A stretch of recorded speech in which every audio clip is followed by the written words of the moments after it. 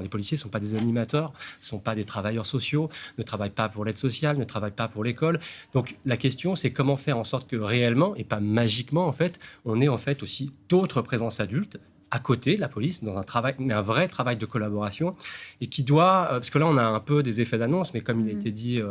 bon, on voit qu'on est très axé sur l'ordre, avec des annonces un peu concrètes du type internat, mais en fait du point de vue de la remédiation sociale, on n'a rien de concret en fait. Et on sait très bien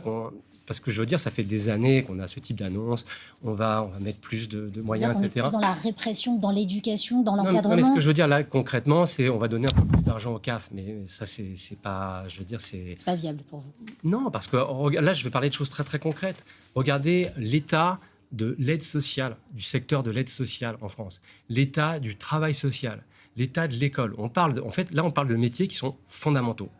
dans l'accompagnement de ces jeunes adolescents qui vont mal et qui ont besoin d'oreilles, qui ont besoin, quand ils sont sanctionnés par la police, quand il y a de la répression, et il y en a d'ailleurs,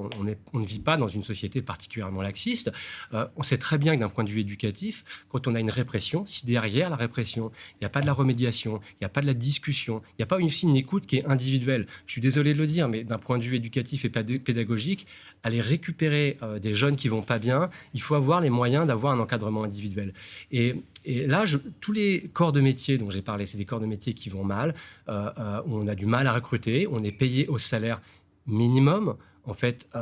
et ce sont des personnes qui ont dans leurs mains, en fait, en grande partie le sort de notre jeunesse. Est-ce que c'est normal que ce type de métier soit aussi déconsidéré d'une certaine manière ?